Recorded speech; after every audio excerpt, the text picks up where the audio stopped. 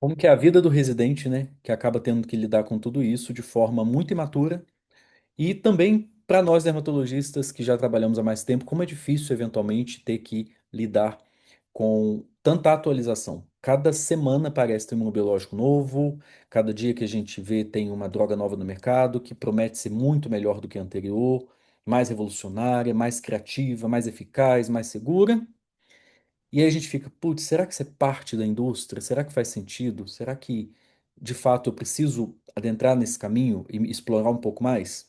Então, é exatamente nesse cenário que a gente vai discutir um pouco aqui hoje com vocês. E eu queria aproveitar a oportunidade, me dar um momento e colocar aqui um quiz para vocês aí na sua tela. Queria pedir encarecidamente, gentilmente, que você possa participar. O que que você acha que te impede hoje de avançar? Quando eu digo avançar, é assim, o que te impede de ser um ou uma dermatologista melhor, do ponto de vista técnico? Eu sou mais completo. Eu sou mais completa. Você pode olhar para frente e falar: o que me falta é prescrição, não sei prescrever.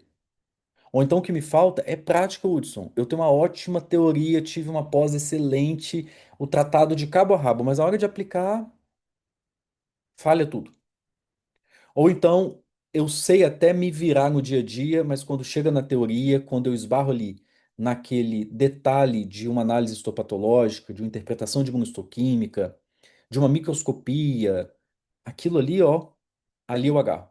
Ou seja, tem prática boa, eficaz, diligente, mas falta teoria. O que que vocês acham? Tô vendo aqui que boa parte das pessoas está marcando que falta tempo para se atualizar. Concordo. É realmente difícil, que é muita coisa, né?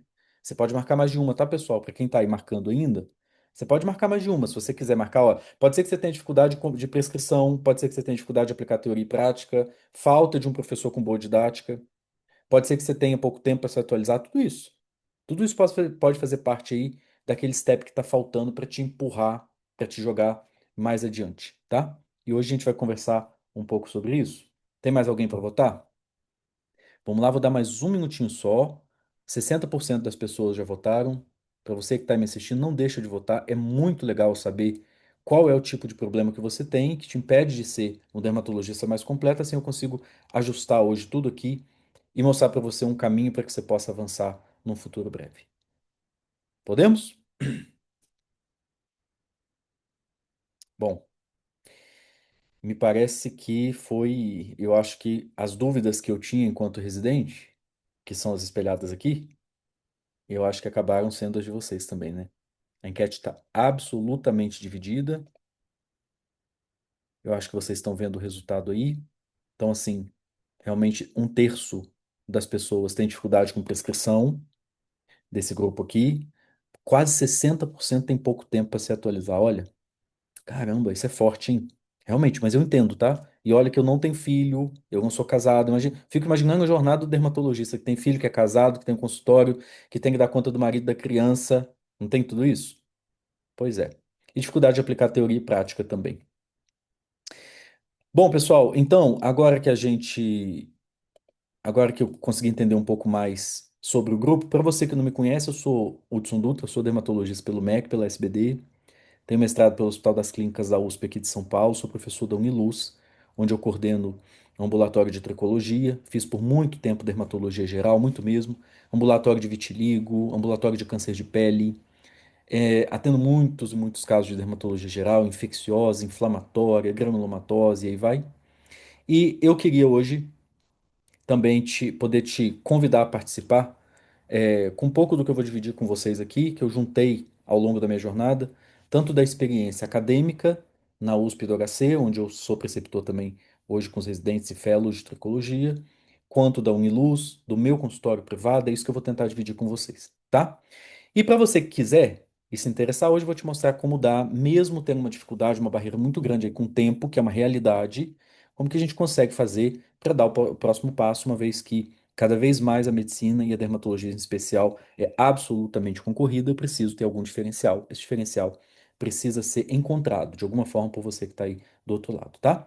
Mas eu vou deixar isso aqui para depois e a gente vai para o conteúdo de hoje. Só um aviso para vocês. Hoje, no final da live aqui, Vai ser uma live curta, mas no final eu vou responder as perguntas de vocês.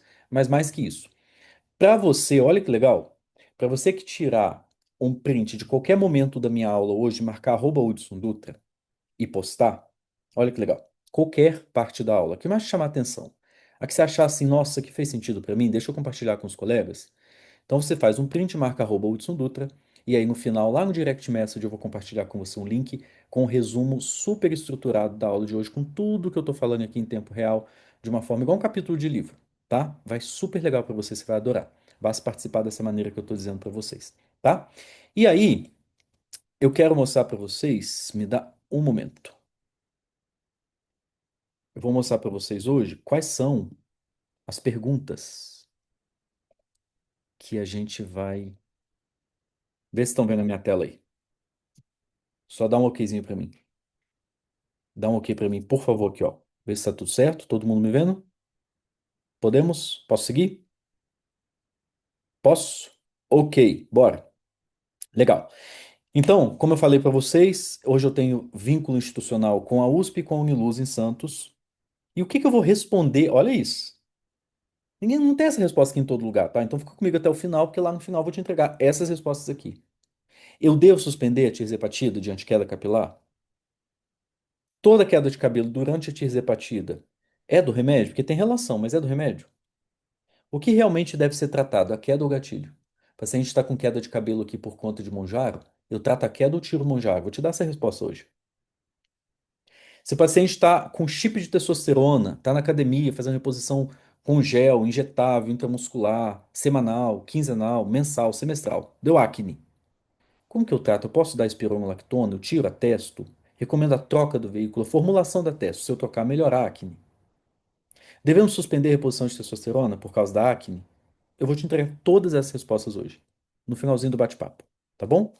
Mas vamos lá que eu vou apresentar um pouco de ciência para vocês e um pouco da minha prática, tá? Lembrando que esse bate-papo é um bate-papo aberto, portanto, a qualquer momento você pode me interromper, fazer suas perguntas em áudio. Quase ninguém nunca faz, mas o sonho do professor é que alguém pergunte. E aí você também pode ficar à vontade para fazer isso aqui no chat, tá bom? Eu tô de olho no chat aqui no cantinho, então acho que eu vou conseguir te atender. Só um minuto. Ok, vou ficar de olho aqui. Pronto, já configurei tudo. Bom, na minha prática, então, o que que eu faço com queda capilar associada à tirzepatida? Esse é um caso real, um caso da Uniluz. Recentemente foi semana passada. Então, recentemente foi na última sexta. Isso, nessa sexta agora.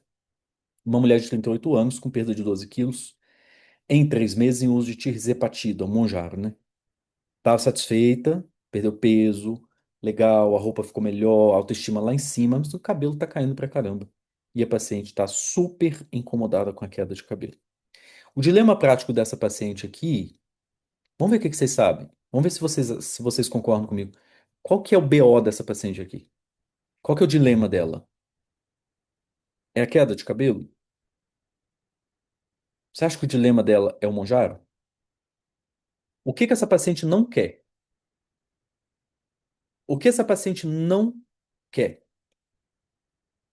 Ela não quer abrir mão de. Põe sua hipótese aí. Comenta, por favor, vai. Quero te ouvir. Eu sei que você está com a resposta na sua cabeça. Ó, Tainer está dizendo que ela não quer abrir mão de emagrecer. Isso é uma realidade, né? Tá usando Monjaro, perdeu peso, tá se sentindo muito bem, então ela não quer abrir mão de perder peso. Mas e o cabelo? Tá tudo bem para ela ficar calva?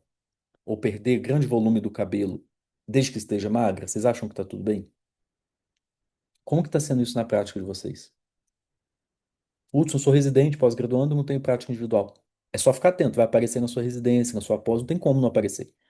Vai ouvir falar, tem um tio, uma tia, um irmão, tem alguém. E aí? Porque assim, gente, o dilema real aqui é que a paciente não quer negociar nada. Ela não quer voltar a ganhar peso, mas ela não quer perder cabelo.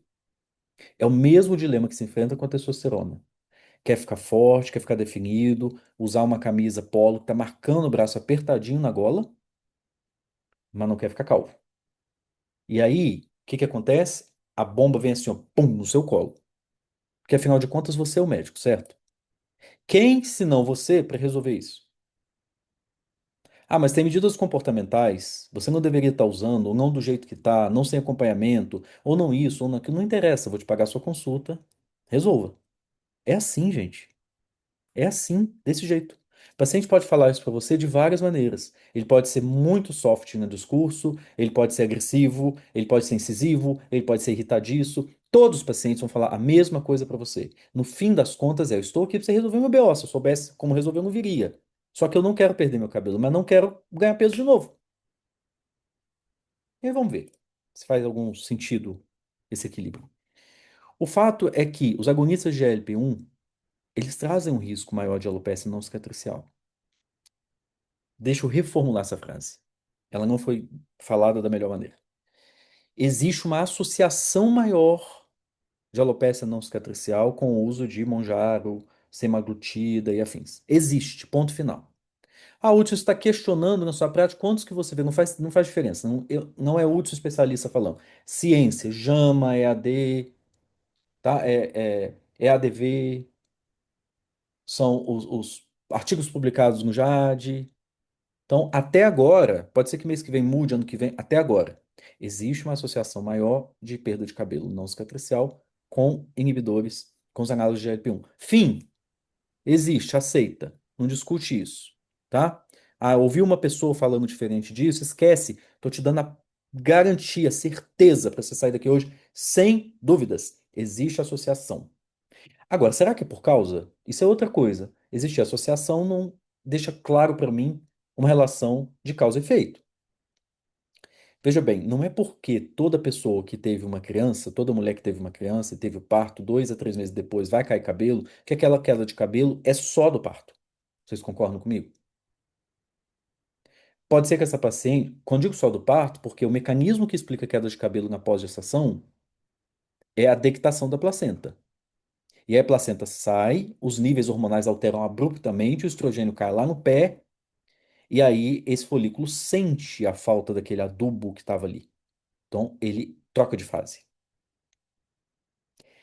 Diferente disso, eu posso ter uma paciente que teve uma hemorragia intraparto, por exemplo, muito relevante. Uma placenta prévia, uma paciente que teve alguma complicação.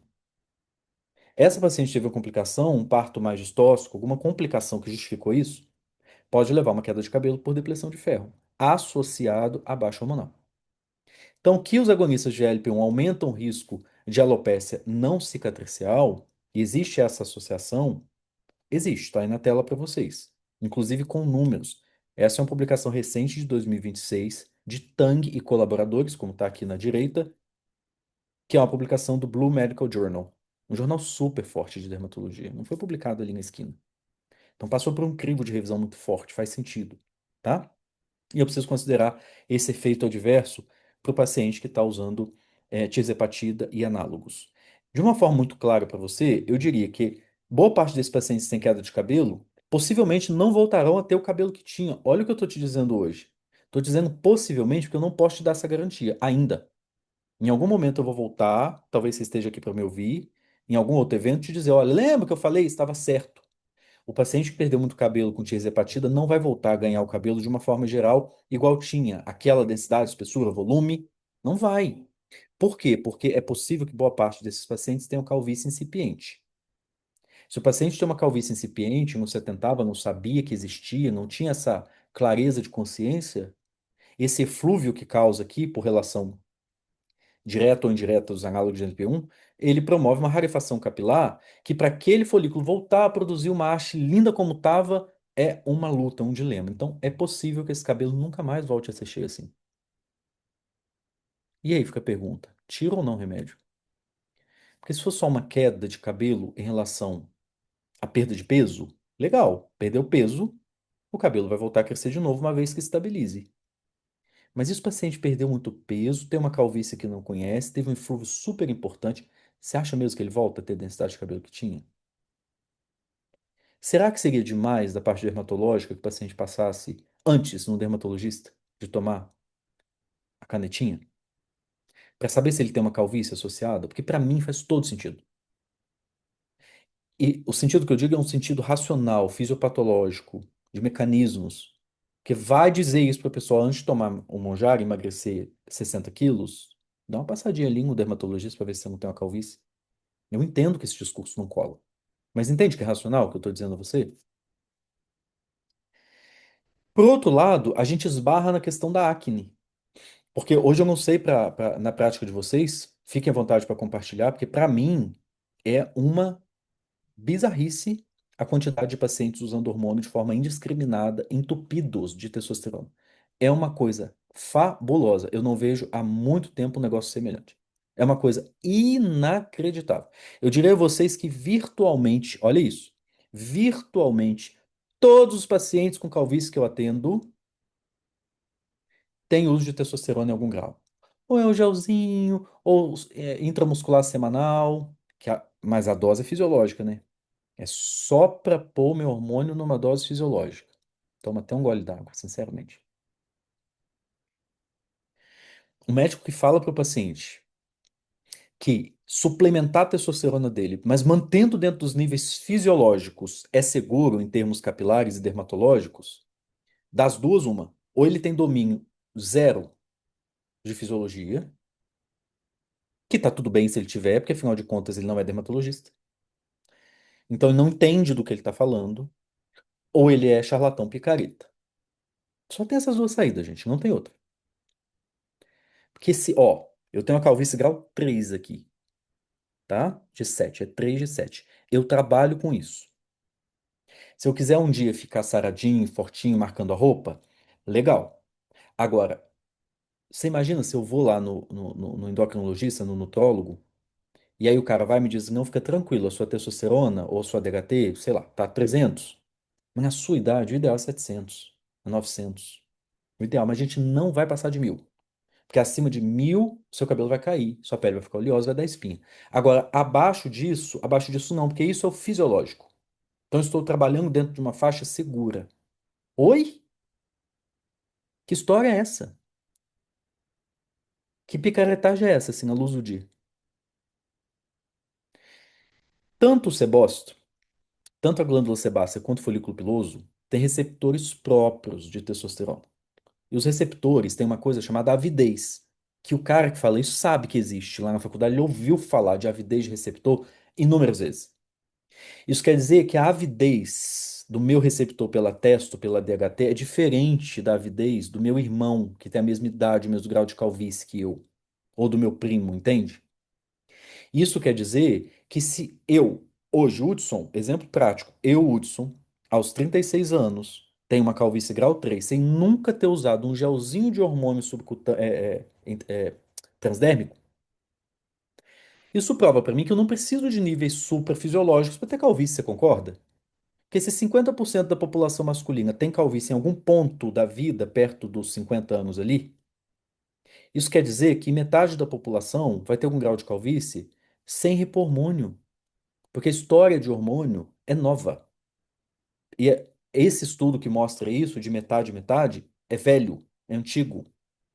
Isso quer dizer que os pacientes têm uma chance e probabilidade alta de ficar calvo em algum grau de calvície até os 50 anos de idade, sem repor 1 grama de testosterona pela pele. Você imagina no músculo.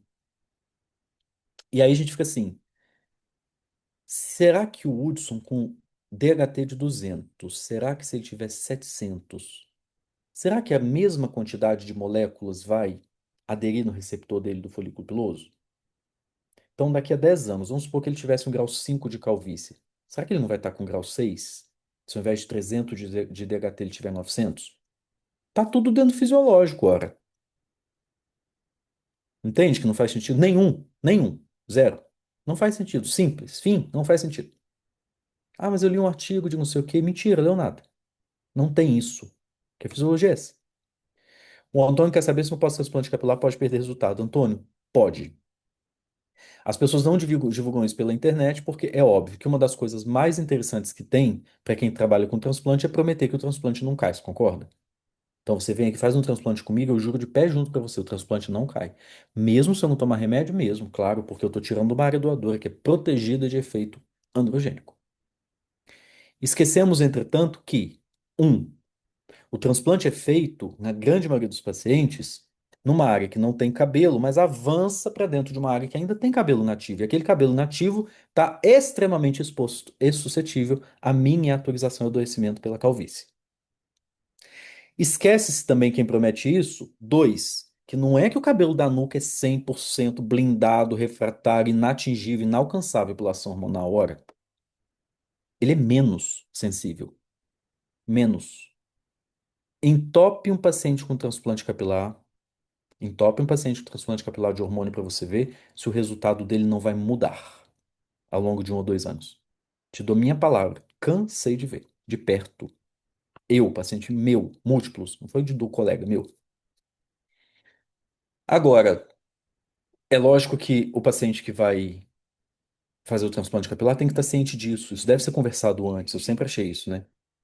Porque muitos pacientes têm essa consciência e não quer seguir com a revisão da história hormonal. Então tá tudo bem. Transplante capilar é uma cirurgia estética, certo? Então, não cabe a você condenar o paciente do tipo, ó, é diferente quando chega para a gente um paciente diabético, tá com uma hemoglobina glicada acima de 10, você pergunta para ele, ô, senhor Fernando, o que que o senhor acha da gente usar uma insulina? O senhor tá usando a metformina, gliclazida, mas assim, tô pensando, será que não seria melhor se eu usar uma insulina? Alguém em sã consciência faz essa pergunta? Não, porque o cara pode infartar, pode perder visão, pode virar insuficiente renal crônico, e aí vai. Então ninguém negocia isso, olha, está na hora, o paciente pode ou não usar, por sua conta e risco. No transplante capilar, é diferente, a gente está falando de uma cirurgia estética. Então o paciente pode estar ciente do risco e avançar. Eu não tenho literatura médica que me proíba, não é uma contraindicação. Até hoje não é uma contraindicação sequer relativa para o transplante capilar, certo? Pode fazer, ora. E aí? É como você vai no cirurgião plástico, o cirurgião plástico olha para você e fala assim: olha, eu quero colocar uma prótese mamária, tá bom, eu vou te dar tantos ml. Ah, doutor, posso pôr tanto mais X? Acho que não precisa mais tanto mais X, tudo bem. Ah, eu posso pôr tanto mais 2x, que eu quero uma mama bem volumosa. Não, tanto mais 2x eu não ponho, porque isso aqui pode te dar um problema osteoarticular na coluna depois. Não posso pôr, não vou pôr. Mas ela vai achar algum cirurgião que vai pôr, concorda? Vai pôr.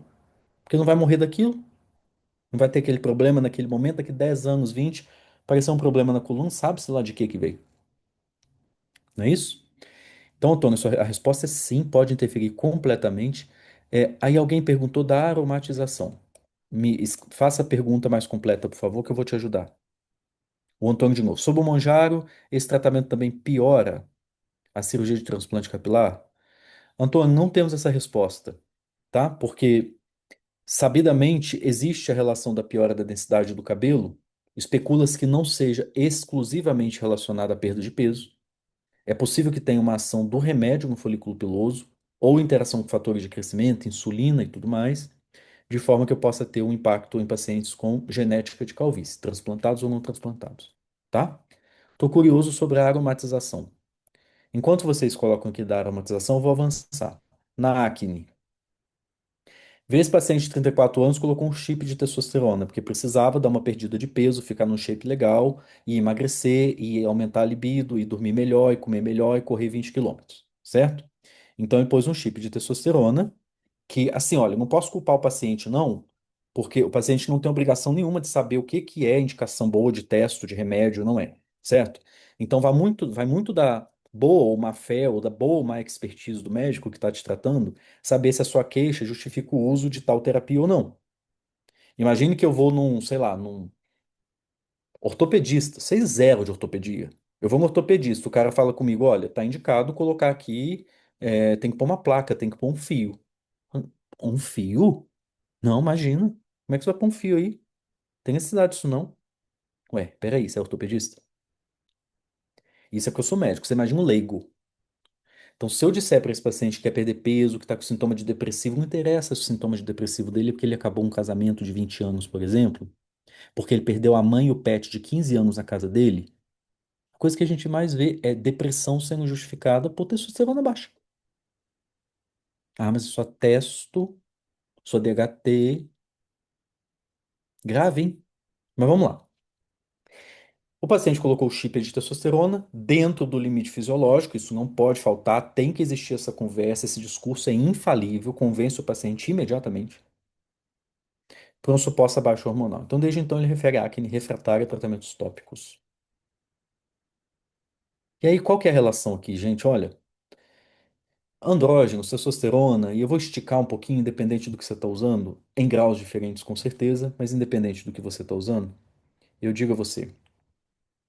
É possível que ocorra estímulo de IGF-1, é possível que ocorra estímulo da via mTOR, tudo isso envolvido na fisiopatogênese da acne. A estimula a produção de sebo, inflama a unidade pilosebácea. São vias que amplificam a produção de sebo através do estímulo androgênico na glândula sebácea. E ainda tem a sensibilidade individual, que de novo eu falo aqui, se eu pudesse eu poria uma estrela, nem sempre reflete o nível sérico. Ora, eu posso ter uma paciente com síndrome de ovário policístico, que agora mudou o nome, né?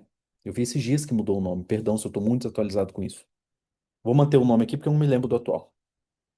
Mas vamos supor que eu tenho uma paciente com antiga SOP. E aí eu tenho duas, de novo, hein? Duas da mesma idade, o mesmo biotipo, a mesma família, são parentes consanguíneas, mas essas pacientes têm níveis hormonais semelhantes, uma está com o rosto igual um choquito e a outra paciente tem uma ou outra acne inflamatória. O que cargas d'água justifica isso? Sensibilidade individual. Imagina que seria tão bom se eu tivesse um remédio que desse conta de todos os diabéticos, de todos os hipertensos, de todos os cardiopatas, de todos os tiropatas. Não seria? Entretanto, eu tenho um paciente que tem uma tireoidopatia, uma tireoidite de Hashimoto, por exemplo, ele precisa de mais de 100 microgramas de levotiroxina para ficar bem. O outro, com uma dose abaixo de 20, tá lá, ó, batendo palma. 12,5, tá feliz. Ué, mas não tem a mesma idade? Ué, mas não é da mesma família? Nos duas não são mulheres? Trabalham com a mesma coisa até. Então existe a sensibilidade individual, que ela é inegável, e hoje eu particularmente não acredito que seja negligenciada por falta de conhecimento, mas sim por outras justificativas. Antes disso, deixa eu responder quem está me perguntando. Você está falando que não se pode tratamento com chip porque cai cabelo, mas o chip não se pode controlar a testosterona extra, face, aromatização e cai cabelo? Perdão, eu ainda não entendi. Se alguém entendeu, me ajuda.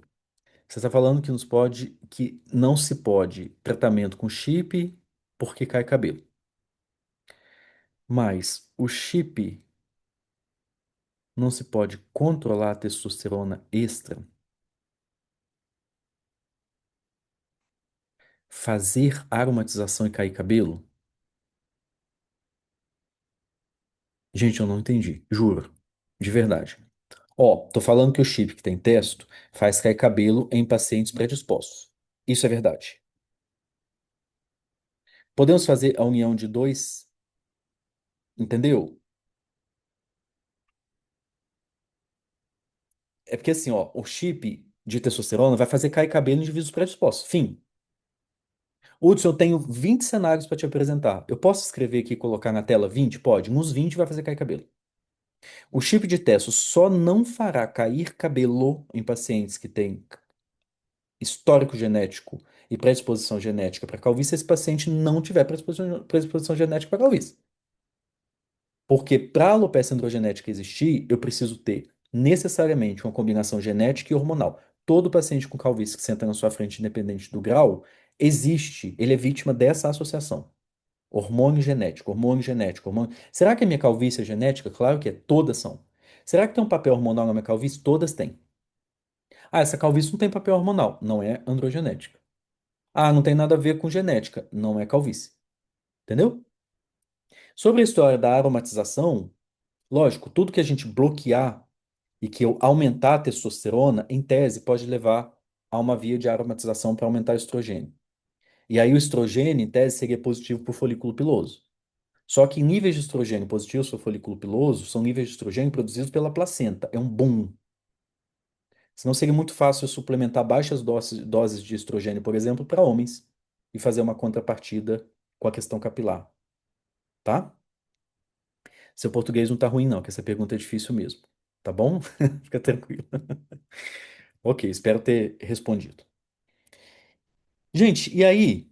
Como que eu garanto acesso a imunobiológicos? Porque, Hudson, mas tem aquelas perguntas todas que você ficou de responder. Bom, algumas estão respondidas, mas eu vou te dar todas ali de volta, tá? Todas já já. Sim, não, faz, não faz, desse jeito. Como eu garanto acesso aos imunobiológicos pelo SUS? Vamos lá. Isso aqui é maravilhoso. Coloca aí pra mim quem não trabalha com imunobiológico. Porque pode ser uma opção sua. Esses dias eu tive uma paciente de consultório, ela disse pra mim, olha, eu não trabalho com imunobiológicos, deliberadamente é uma opção minha. E eu perguntei a ela por quê. Ela é colega dermatologista, colega nossa. E ela disse, Hudson, é tanta coisa que sai, tanta novidade, e minha área é outra, eu trabalho com câncer de pele, que não tem, via de regra, grandes alternativas de imunobiológico. Então, eu não faço imunobiológico. Mas é uma dermatologista mais experiente, com muitos anos de carreira, e ela optou por não fazer. Tá tudo certo. Eu não faço cirurgia. Chegou um paciente para tirar um cisto no meu corpo, não vou tirar, porque eu não quero. Eu decidi não fazer mais isso. Chegou um paciente fazer uma cantoplastia, eu não vou fazer, porque eu decidi não fazer mais isso. Tá tudo bem. Agora entenda que se você quiser fazer uma dermatologia geral, e especialmente se o seu nível de maturação de carreira ainda não chegou no momento em que você possa se dar o luxo, eu considero isso um privilégio, de poder dizer, olha, esse paciente eu não vou tratar, esse aqui eu vou. Todo mundo passa por isso, né?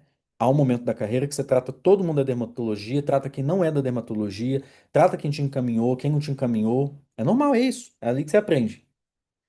Agora, se você está numa cidade menor, se está fora de um grande centro, ou se você tem prazer em fazer dermatologia geral, ou se você quer tratar doenças nas quais os imunobiológicos se tornaram realidade absoluta, não dá hoje, por exemplo, eu quero tratar psoríase, mas eu não faço imunobiológico, então você não está tratando mais psoríase. Eu quero tratar alopecia areata, mas eu não sei lidar com inibidores de angioquinase, então você não está mais tratando alopecia areata. Você estava. Porque há coisas que mudaram de forma tamanha que não é mais uma possibilidade. Ou eu sei, ou eu estou quase esbarrando na iatrogenia. Imagina eu pegar uma paciente como essa aqui, uma paciente que está há 12 anos com couro cabeludo, muito acometido por psoríase, refratária a corticoide tópico de alta potência, LCD, ácido salicílico, sem resposta, metotrexato não resolve, a citretina não é uma boa escolha porque está em idade fértil. O que você vai fazer? Entendeu? O que eu vou fazer? Tem que fazer imunobiológico. Hudson, mas eu não domino imunobiológico. Domine um, não domino nenhum. Vai dominar aqui comigo agora. Gente, acredita em mim, não tem segredo. Se você quiser dominar todos os imunobiológicos, você vai passar noites em claro, madrugadas, não vai dominar, tá? Porque quem trabalha só com isso não domina. Sempre tem uma coisa nova. Agora, se você é um médico, quer resolver, quer dar conta, isso é outra história. Vou dar um exemplo para vocês. Hoje a gente tem, para alopecia areata, o Hitlestrtinib, o Baricitinib, e off-label ainda tem o Tofacitinib. E o Rinvoq acabou de ser aprovado na Europa, provavelmente vai chegar aqui. Quatro, já já. Hudson, quantos que você usa no seu dia a dia? Um? Eu uso um. Se precisar usar outro. Se precisar usar outro, eu me preparei suficiente com a classe, eu vou usar outro. Mas a minha mão mesmo é com o Hitlercinib. Não tem medo de usar. Gente, é mentira quem fala que não dá um friozinho na barriga quando você está experimentando um remédio novo, que é recente, chegou no Brasil há pouco tempo. Aí você vê um cara que é papa da dermato lá, falando assim, eu faço dessa maneira, daquela maneira, e eu peço isso, e é assim, assado. Isso é aqui. A maioria das pessoas não tem coragem de demonstrar o mínimo de fragilidade. Não tem. Pessoas não podem se mostrar vulneráveis, que é feio. Imagina um professor, não pode falar que ele não sabe lidar com isso ou com aquilo, que aquilo é difícil. Me lembro que a primeira prescrição que eu estava fazendo de Ritalin de um paciente, eu me senti um residente de novo. Eu falei, opa, peraí, gente, ué, o que que tá faltando aqui? Será que tá certo? São esses exames mesmo? Já velho de guerra na alopecia. Será que tá certo? São esses exames mesmo? E as complicações? Tem que pedir? Será que tá faltando alguma coisa? E aquele PPD aqui? Como é que tá isso, hein? Será que é esse nível aqui mesmo desse exame? Normal! Normal, a vida é assim. Quem você vê agindo diferente é mentira, tá? Tá atuando para você. Então, com imunobiológicos, não tem segredo. Se você quiser usar imunobiológicos, eu te digo, quer usar todos? Não vai conseguir, porque nem quem faz só isso consegue. Agora, Hudson, eu quero usar um, talvez dois ou três, para dar conta de virtualmente tudo que é indicação de imunobiológico psoríase no meu consultório. Você acha que eu consigo? Não só acho, eu tenho certeza que você consegue com uma semana. Só se tem alguém para te ensinar. É uma semana. Fim, acabou. Porque hoje tanta facilidade. Então, assim, as contraindicações de um, aí tem o outro, certo? Que você pode usar. E aí, quando você tem uma medicação ali que você tem uma contraindicação, um exemplo. Alguém citou aqui inibidores de interleucina 17, né? Então, ó, domine um IL-17, a Mariana tá falando, um IL-23 para pessoa no plano e no SUS. Fechou, que é o que eu vou mostrar aqui na frente. Ela leu meu slide. Agora, por exemplo, eu tô com o paciente, quero dar secukinumab, que é um inibidor de interleucina 17. A paciente tem relato de doença desmielinizante, não vou dar. Aí vou dar um IL-23. Ah, eu quero dar o adalimumab, que é um anti-TNF. Paciente tem insuficiência cardíaca, mais avançado não posso dar. Vou dar outro. Mas você entende que não vai sair muito disso? São dois ou três e é isso? Alguém perguntou, sou clínica, o que é LCD? LCD é Liquor Carbonis Detergens, que é um derivado do alcatrão da hulha, um antiproliferativo na pele. Então, é uma medicação tópica que a gente aplica e na psoríase especificamente, ele tem um resultado muito legal. Ele aplana aquela placa de psoríase, tá bom? Isso é LCD. Ah, alguém já tinha respondido ali também. Ó, a Manu, uma deficiência grande na minha formação, biológicos e supressores. Gente, eu juro a vocês, olha, quem é meu aluno há mais tempo, eu tenho vários alunos aqui que estão comigo há muito tempo. Tem os residentes antigos, enfim. Sabe que eu não estou mentindo. Eu não sou um profissional fake montado e criado aqui. Então, pode conversar com qualquer aluno que foi aluno meu presencial, que você vai ver. Do jeito que eu estou falando aqui, eu falo na residência. É idêntico. Porque eu só sei ser assim. E quando eu digo para você que o imunossupressor, por exemplo, metotrexato, azatioprina, mais o quê? Fala outro aí. Não é imunossupressor, mas hidroxicloroquina, uso dos retinóides. Não tem segredo. Não tem segredo, tá? Então, assim, é só alguém chegar e te falar, olha, a gente vai fazer desse jeito. Vou mostrar aqui para vocês como que a gente vai fazer isso. Olha aí, critérios de gravidade para uso de imunobiológico. Uma doença muito extensa, mais de 10% de superfície corpórea, um PASE acima de 10, um DLQI acima de 10 e uma área de alto impacto.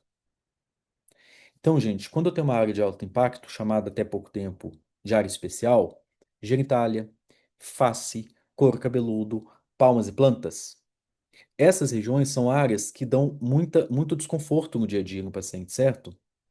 Então, por exemplo, pega uma paciente que tem uma psoríase palmar. A mão fica sempre coçando, descamando, tá úmida, com fissura. Então vai lavar uma louça, tá ardendo. É uma paciente que no dia a dia, no trato social, para cumprimentar pela mão é difícil. Vai calçar um sapato, fica úmido, dá mau cheiro. Olha a luta. Para essa paciente com psoríase palmoplantar, eu não vou esperar. Eu vou fazer tratamento sistêmico, eu posso fazer, mas assim, olha, de verdade, eu posso ir direto para o imunobiológico. Entendeu? Eu posso ir direto para o imunobiológico. Porque o SUS me permite, o plano de saúde me permite. E me permite, eu vou mostrar já já, com várias estratégias. Não é um, nem dois, tem muitos imunobiológicos. Porque eu sei que um paciente com psoríase genital, a vida sexual dele acabou. Imagine você, homem com psoríase na glande, você, mulher com uma psoríase extensa na vulva. Qual a chance de alguém que é leigo encontrar uma lesão dessa e não julgar como um IST? Zero. Zero. Então, a menos que você esteja casado, muito bem casado e casada, isso vai virar um desconforto. Ainda que você estiver casado, vira um desconforto. É algo que é embaraçoso, é desconfortável, constrangedor. Então, não posso ficar ali passando um hidratante com mometasona e hidrocortisona por 10 anos. Seu paciente não tem esse tempo. E essa era passou. Hoje eu tenho coisas mais novas, mais eficazes, mais efetivas, mais direcionadas, muito seguras, liberadas pelo plano de saúde. Não tem plano de saúde, o SUS cobre, certo? Então, de novo, hein? Dica minha. O imunobiológico é para ontem. Vou ter o maior prazer de te ajudar. Não preciso comprar nada meu aqui. Eu vou ter o maior prazer genuíno de te ajudar. Me chama lá no Instagram, Hudson Dutra, Hudson, no direct message. Não sei usar biológico. Você me ensina? Lógico que eu ensino isso nos meus cursos, de cabo a rabo, mas eu te ensino. Hudson, eu não posso comprar curso nenhum agora, não vou comprar, não estou com tempo, não estou com dinheiro, não é minha pegada. Eu quero aprender o imunobiológico. Me fala, vou ter o maior prazer, te ligo. A gente conversa 10 minutinhos, te oriento. Porque isso muda a vida de dezenas de pacientes por aí, tá? Gente, quem é usuário do Zoom que está gostando aqui da minha aula? Muito obrigado. E parabéns à colega também, que está ali falando que tem 69 anos, 42 de formato, está aqui para aprender. Ô Maria, é isso, né? Não acaba. Engana-se quem acha que daqui a 10 anos está pronto, né? Vamos lá, próximo, olha. Qual biológico escolher? E aí alguém leu a minha mente aqui, ó. Alguém leu o slide. Pega o inibidor de interleucina 17, pega o anti-interleucina 23 e manda ver.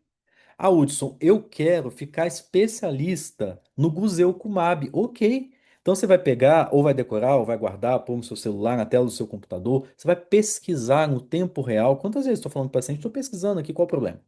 Tem algum problema nisso? O problema é achar que sei fazer errado, ora. Então eu vou entrar ali, vou pesquisar, vou ver tudo certo. Não é isso que vai te mostrar um médico inferior. Pelo contrário, o problema é você estar na pompa fazendo besteira, porque você poderia ter dado um clique ali. E aí depois o paciente vai descobrir. Então, por exemplo, eu, Hudson, não quer dizer que para você tem que ser assim, tá? A minha jornada me levou a esse formato. Hoje eu uso muito Secukinumab e eu uso muito Guselkumab. Hudson, eu uso muito Ixekizumab e eu uso muito Risankizumab. Excelente. Qual que você acha que é melhor? O que você sabe usar. O Ixekizumab ou o Secukinumab? O que você sabe usar. O que tem aí disponível. Entendeu? Porque salvo raríssimas exceções de um refinamento de qualidade de terapia, o que está aqui é o que vai mudar a vida do seu paciente. Tá bom?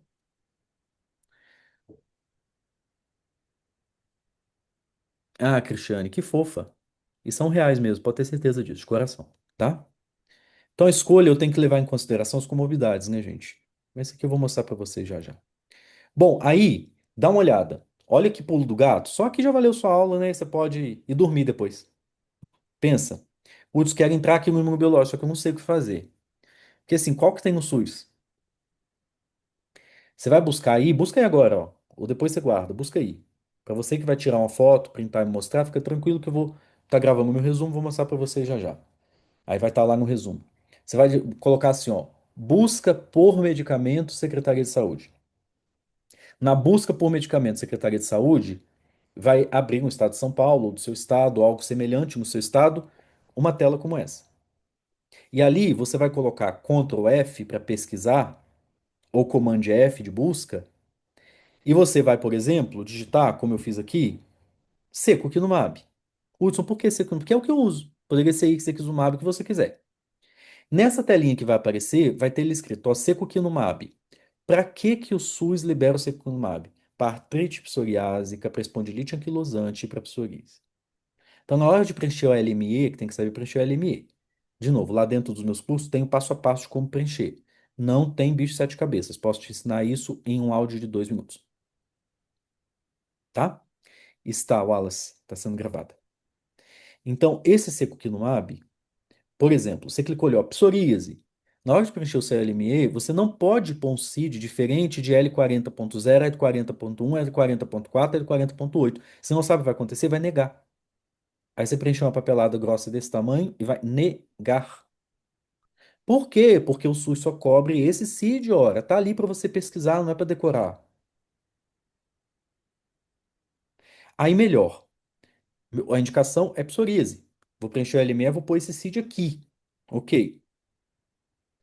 Aí, quando você clica aqui dentro, em qualquer uma das, por exemplo, psorias, que é o nosso interesse, vai abrir, gente, um PDF com 4 páginas, 5 páginas. Olha que coisa maravilhosa. Lá tem a dosagem, a apresentação. Então, eu vou prescrever secukinumab 150 miligramas por ml, solução injetável seringa preenchida. Qual CID que eu posso pôr? Posso escolher um desses 4. Não posso inventar um quinto. Vai negar. Embaixo tem escrito ali, olha, primeira solicitação aqui embaixo. Lauda. Aí você clica aqui nesse azulzinho, é um link, abre a LME para você preencher na hora. Olha que lindo. Já pensou? Aí você vai preencher do 1 ao 17 todos os pontos. Não pode esquecer peso, não pode esquecer altura, não pode esquecer se pode esquecer nada. Se você esquecer um campo dos 17 de competência médica, ou se você rasurar, ele vai perder tudo que você fez, tem que escrever tudo de novo. É o fim, mas é assim. Aí, tá ali. Além disso, o que mais que eu preciso dar para o meu paciente, além da LME? Prescrição de medicamento original em 2 vias, elaborado de forma completa e legível pelo médico responsável. Tá escrito no 2. Ah, Hudson, eu não sabia, mas era para saber, tá escrito ali. E aí, opa, perdão. E aí, se a gente desce, vai mostrar para você tudo que eu preciso. Quais exames que eu preciso pedir para retirar a primeira vez? Quais exames que eu preciso pedir para retirar a segunda vez? Quais exames de continuidade? Quanto tempo eu vou renovar a minha LME? Por quanto tempo eu posso renovar minha LME? Vou ficar para sempre? Entende? Então tá tudo ali. Então não tem segredo. Sabe essas aulas que vocês pegam cabeludas, e um cara super experiente que vai mostrar para você como fazer com cada CID? Tá tudo ali, ele tirou dali.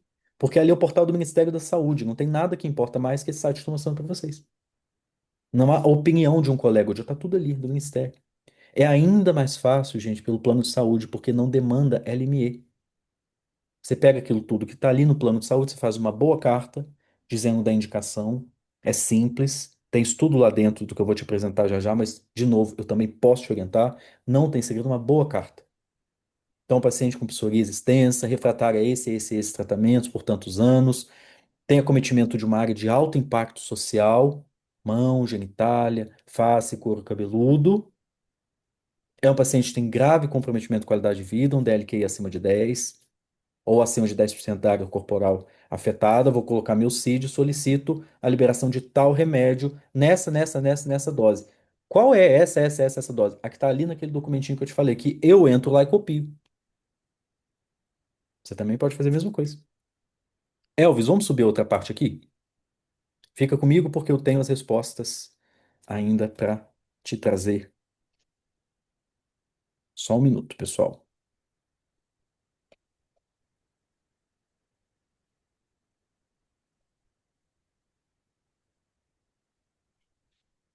Cadê? Elvis, tá aí?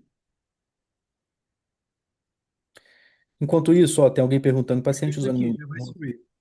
Tá, obrigado. Paciente perguntando, imunobiológico. Paciente usando imunobiológico é mais suscetível a infecções de pele por fungos e ou bactérias? Candidíase oral, ó, fica. Por exemplo, paciente que usa inibidor de interleucina 17, como secukinumab, pode dar candidíase vaginal. Na verdade, é um dos efeitos mais frequentemente vistos. Tá bom? Mas aí você vai lá, trata candidíase vaginal, não precisa tirar o imunobiológico. Eu já sei que é do imunobiológico, Professor. eu sei que não vai ficar grave. Oi, alguém quer perguntar algo? Oi, Manu aqui. Oi, Manu, Só te pode perguntar. interromper. Pegando bem isso que você está falando, que, como eu disse na minha formação, eu não tive muito acesso a manejar mesmo com biológicos e imunossupressores. Além disso, pegando a pergunta do colega, a gente tem como aprender, assim, na prática mesmo, esses efeitos adversos dos medicamentos, além, claro, de pegar a mão para a prescrição? Manu, super tem. Obrigado pela pergunta. Se vocês quiserem abrir e perguntar, fiquem à vontade. O bate-papo é com vocês. Super tem. Eu só preciso acertar na hora de fazer uma boa escolha de transmissão de ensinamento. É, eu acho que todos vocês, foi assim na minha formação, é na vida assim, né? Nós temos excelentes médicos que são médicos assistencialistas, mas que não têm o dom de ensinar e de passar. Nós temos aqueles médicos que são médicos excelentes, para passar, ter uma boa didática, uma boa fala, mas não tenho a bagagem suficiente da parte técnica. E, infelizmente, para você aprender de fato coisas que estão te travando aí no dia a dia, você vai precisar somar isso, tá? Então, pode ser comigo, pode ser com outro colega, pode ser com outro professor, não tem problema. Mas vai precisar achar alguém que converse numa língua que você se faça entender, e vice-versa, tá? Então é possível, na prática a gente consegue. Os alunos meus que estão aqui do Edutra, eles são sempre aqui, residentes também. Eu fico muito orgulhoso de ver, depois de um ano, não precisa de dois ou três, um aluno meu do antes e do depois das minhas formações. Eu tenho muita tranquilidade de dizer que é um médico formado diferente. Ele saiu bastante capacitado. Não pronto para tudo, ninguém está pronto para tudo, mas definitivamente melhor que estava. Ok, Elvis, vamos lá? Então, pode passar o próximo slide, por favor. Eu ainda tenho algumas respostas para dar para vocês hoje. Pessoal, não fica de fora, o link está no chat. Enquanto o pessoal está chegando, fazendo as suas inscrições que estão caindo por aqui, eu vou dar as respostas para vocês e não se esqueça. Se você quiser ganhar o resumo dessa aula, todo estruturado, bonitinho, basta fazer um print e marcar arroba Hudson Dutra. Então vamos lá. Devemos suspender a tirzepatida? Devemos suspender a tirzepatida? Deixa eu ver mais quem chegou aqui. Natália Calado. Elvis, pode passar? A primeira resposta é que devemos suspender a tirzepatida? Não. Pessoal, o médico que indicou o tratamento do peso, tudo bem, importante o cabelo? Óbvio, com certeza. Agora, não se esqueçam que mais importante que o cabelo é o paciente não morrer de infarto por obesidade, nem ficar diabético. Então, o que que a gente faz? Eu vou tratar o cabelo de cá com tudo que eu tenho. Eu posso, nesse cenário da minoxidil, se eu tiver androgenética associada, dutasterida, finasterida, posso fazer procedimentos. Até porque a dose da tirzepatida no início vai mais alta, depois ela baixa, tende a dar uma amenizada na queda. O eflúvio, por ajuste de peso, ele é temporário, tá? Então, se você pegar um paciente em uso de tirzepatida e com queda de cabelo, não há nenhum motivo para você recomendá-lo parar de tomar a tirzepatida, a não ser que a indicação não tenha sido bem feita. Toda queda capilar durante o uso de Monjaro é causada pelo medicamento? Pode passar, Elvis. Gente, é claro que não. Nem toda queda capilar por tirzepatida é causada por medicamento. Ô, Elvis, acho que eu consigo passar aqui, né? Também ou não? Não consigo.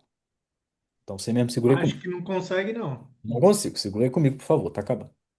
E o que... Então, ó, toda queda capilar durante o uso de tirzepatida é causada pelo remédio? Não. Como dizia o Ralph M. Triebe, um suíço, com o qual eu tenho livro publicado, orgulhosamente inclusive, o Ralph diz o seguinte em um livro dele que chama The Difficult Hair Loss Patient, que é o paciente com queda de cabelo difícil, a tradução seria esse. Ele diz o seguinte: grande parte dos pacientes com queda de cabelo tem uma causa multifatorial envolvida. Então não é só o Monjaro, não é só a perda de peso, não é só o parto, não é só o ferro, não é só a vitamina D, entendeu? Então, não é só a tirzepatida.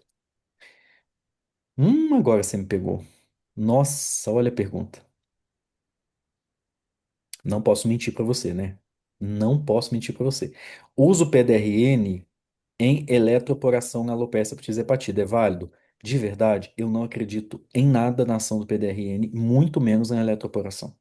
Mas essa é a minha experiência, tá bom? Pode ser que você diga para mim, Hudson, eu vejo resultados legais e a gente pode até conversar um pouco sobre isso, porque sou super aberto a ouvir experiências de outros colegas, tá? Mas na minha prática, eu não uso PDRN nem eletroporação. O que realmente deve ser tratado? A queda ou o gatilho? Pode passar, Elvis. O que que eu trato nesse caso? A queda ou eu trato o gatilho do paciente? Gente, o foco é gatilho, tá? O foco é gatilho. Porque para eu tratar a queda de cabelo, eu tenho que tratar o gatilho. É sempre assim. Então aqui, o ideal é que eu possa tratar o gatilho. Agora pensa, se o Monjaro é a queda, se o Monjaro é o gatilho, eu não vou tirar, por que então faz sentido tratar o gatilho da queda persistente?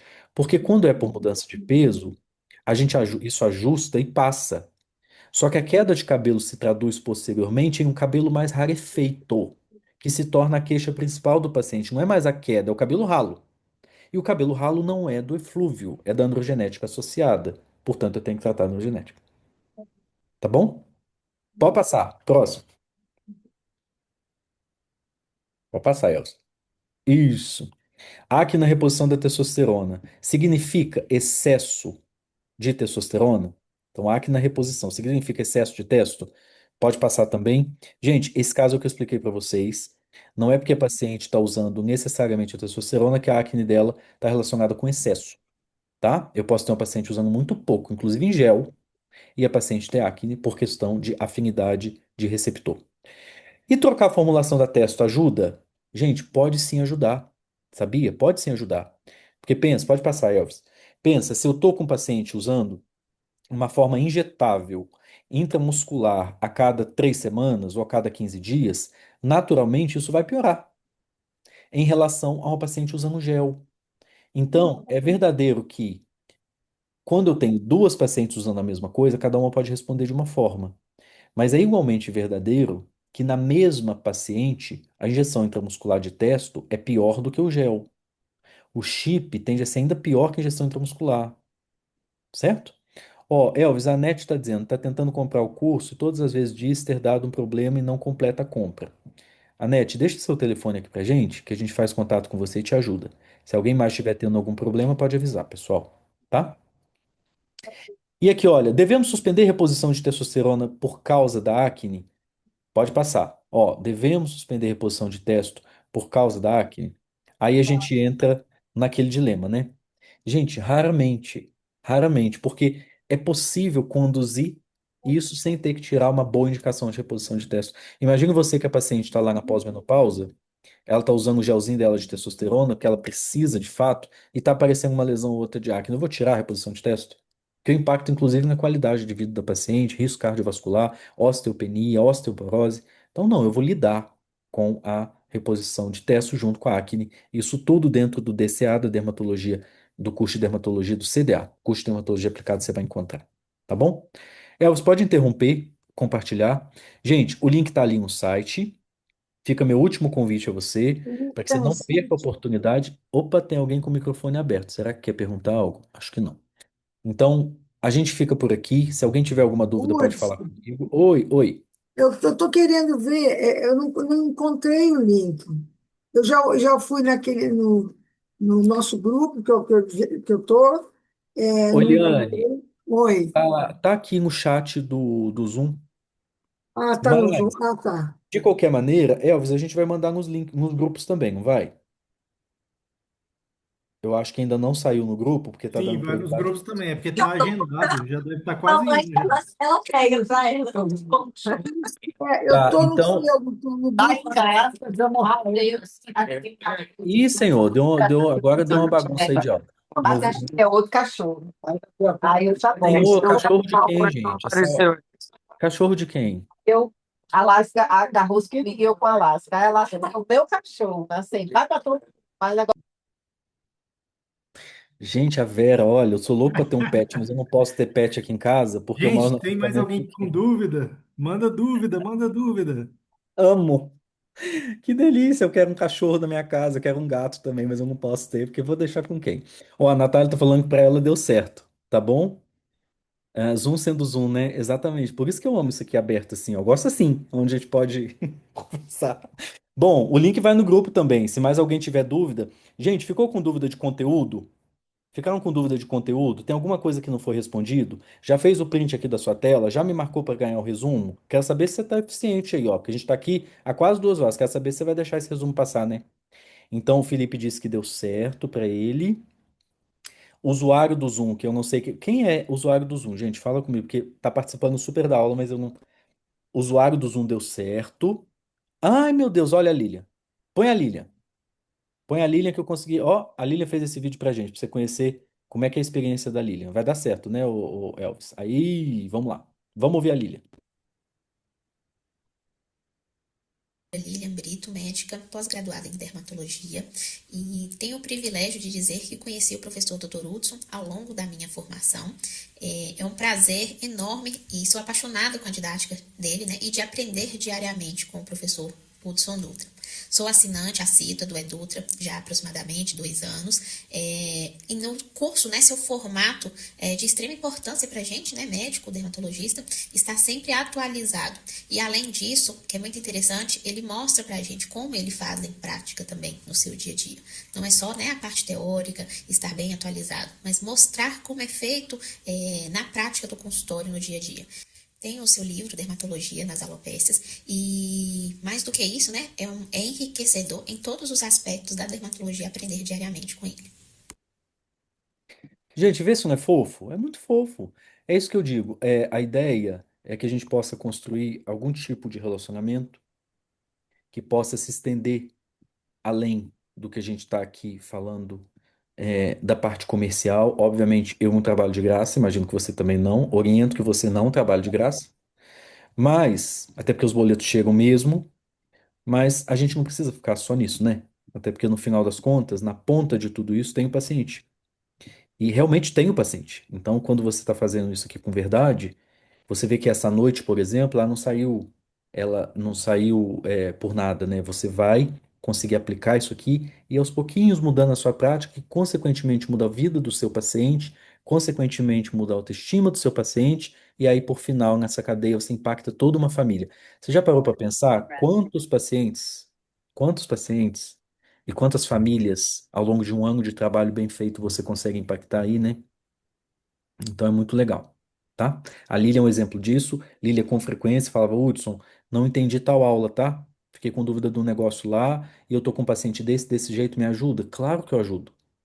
Se eu não for meu aluno, vou te ajudar também, tá? Ah, Hudson, não quero comprar isso aqui não, tá? Não tô afim não, não é minha vibe. Tá tudo bem, pode chamar no Instagram? Pode. E se eu não te responder lá, for grosso, for mentiroso, faz um print e joga na rede. Pra ver que eu não sou falso não e que tá tudo certo. É verdadeiro, é genuíno, tá bom? Tem novas atualizações durante o curso ou já tem um curso fechado? Aqui, Fernanda, é um curso fechado. 60 horas. O que não quer dizer que em algum momento a gente não possa atualizar ou retomar gravações, tá? Mas é conteúdo, Fê, que eu vou te dizer, você vai enjoar de ouvir minha voz. Enjoar. E eu prometo a você, a cada aula nova, você vai dizer, gente, como ninguém me falou isso antes. Nossa, como ninguém me contou isso antes. Meu Deus, por que ninguém me mostrou isso desse jeito? E não é porque eu sou excelente, excepcional, mas é porque o curso foi feito com muito cuidado. Então, o up-to-date para mim, se você arrancar o up-to-date da minha mão, metade do curso vai embora, porque os dados que eu utilizo vêm em grande parte de lá. Quem assinar e entrar vai perceber que é verdade. Então, eu uso muitas fontes, citações, trechos, referência bibliográfica, uma ou outra imagem, inclusive eu uso, cito a cortesia. Cortesia não, mas né, eu cito que foi retirado de lá para vocês saberem, tá? Então, é legal que você saiba que boa parte, não, tudo que eu estou trazendo aqui para vocês, lógico, sempre com a minha crítica do individual. Então, na literatura é desse jeito, mas eu, Hudson, faço desse jeito. Que eu acho que isso é importante também, né? Senão seria só você ler o livro e artigo, e ler o livro e artigo não traz, infelizmente, junto à experiência. Pessoal, última chance para você que quer essa condição especial, tá? E o acesso dobrado de 2 anos. Não deixa passar, não. Sinceramente, por toda a qualidade de conteúdo que eu te mostrei aí, esse valor está de graça, tá? Clica lá, o link tá aqui no site, tá aqui, e a gente também vai mandar daqui a pouquinho nos grupos. Se alguém mais tiver alguma dúvida, tô aqui para responder. Algo mais? Algo mais? Não? Então, meus agradecimentos honestos a todos os alunos, ex-alunos, atuais alunos do Edutra, no atual curso de Dermatologia Aplicada CDA. Meus honestos agradecimentos a você que confiou através do contato longo ou pontual aqui comigo, em me dar essa chance de trocar ensinamentos com você e te fazer evoluir de uma nova maneira. Eu tenho certeza que eu vou impactar positivamente a sua prática e a gente vai ficando em contato, tá? Agora, eu queria convidá-los porque a gente vai colocar nos grupos. Gente, só não esquece, porque é até as 23h59, tá? E é mesmo, porque se você comprar às meia-noite e um, a Hotmart já sabe e aí a condição muda, tá? Então não é da boca para fora, não faz o teste que você vai lembrar de mim e é real. Meia-noite e um muda a condição, porque é tudo na Hotmart e o reloginho corre bem certinho, tá? Então todos esses benefícios que a gente colocou aqui são até meia-noite até 23h59. E aí convidá-los também para acessar o link pelo grupo. Se você tiver tendo alguma dificuldade aqui, a Anete, pessoal, tá falando. Anete, tem um telefone aqui, ó, para chamar, se você quiser suporte, que a gente te ajuda, tá? Qualquer coisa, dá um ozinho no grupo e a gente vai até você também. tá? Pessoal, um grande abraço para vocês. A gente se vê no próximo vídeo, no próximo encontro. Muito obrigado a todos. Excelentes estudos e a gente se vê lá no CDA, tá bom? Beijo e até a próxima. Tchau, tchau.